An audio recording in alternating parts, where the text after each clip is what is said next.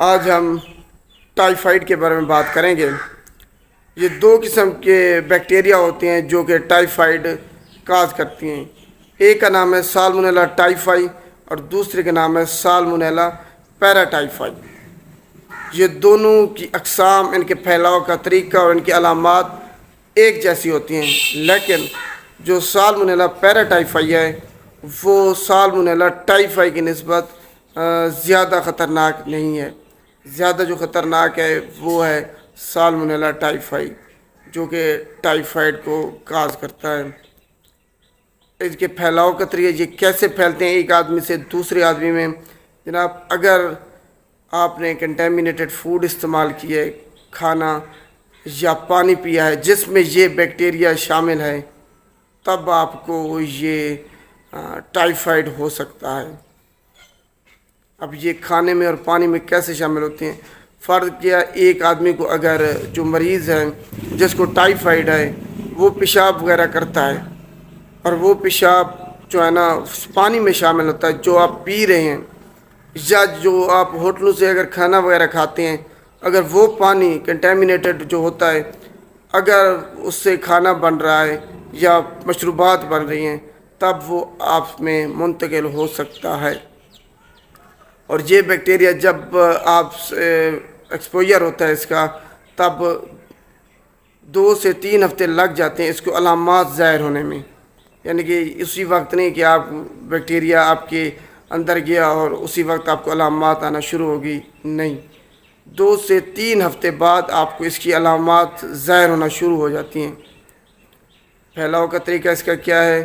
Contaminated food اور water کے ذریعے، مطلب جو سیوریج کا پانی ہے، اگر وہ پانی آپ کے پانی جو آپ پی رہے ہیں، پینے کے پانی میں شامل ہو رہا ہے، تب آپ کو ٹائیفائڈ ہو سکتا ہے۔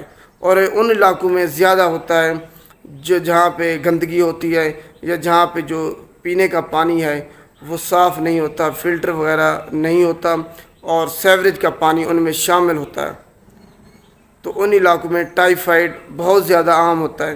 اور یہ چھوٹی بیماری ہے، اگر آپ جس کو بیماری ہے اس سے قریبی تعلقات رکھتے ہیں تب آپ کو یہ ہو سکتی ہے۔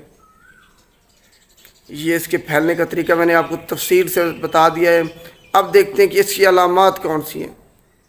آپ کے پورے جسم میں بہت زیادہ درد ہوگا، آپ کو بخار ہوگا 103 سے 104 فارنہائٹ پہ، بہت تیز بخار ہوگا آپ کو۔ اس کے علاوہ آپ کا کھانے کو دل نہیں کرے گا، آپ کو ڈائریا یا کانسٹیپیشن ہو سکتی ہے، یعنی موشن یا قبض وغیرہ، پیچز قبض وغیرہ آپ کو ہو سکتی ہے اس سے۔ اس کے علاوہ آپ کے پورے جسم پر ریشز ہوں گے، یا پھر سرخ نشان ہوں گے جیسے گلاب کا پھول ہوتا ہے، اس طرح کا۔ یہ اس کی مین علامات ہوں گی۔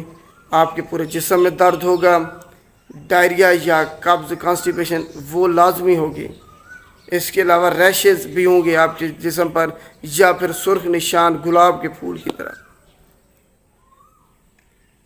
آپ کا کھانا کھانے کو دل نہیں کرے گا، بہت سستی کمزوری فیل ہوگی آپ کو۔ یہ اس کی علامات ہیں۔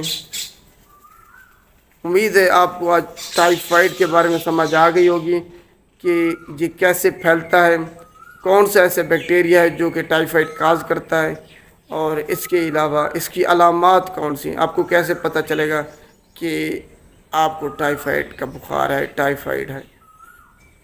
کل کے ٹاپک پہ ہم جو ہے نا اس کی کون سے ٹیسٹ ہوتے ہیں وہ کرائے جاتے ہیں اس کو بیماری کو ڈیٹیکٹ کرنے کے لیے، وہ آپ کو انشاءاللہ میں بتاؤں گا۔ اگر ویڈیو اچھی لگے تو اس کو لائک کیجیے گا اور شیئر بھی لازمی کیجیے گا۔ شکریہ۔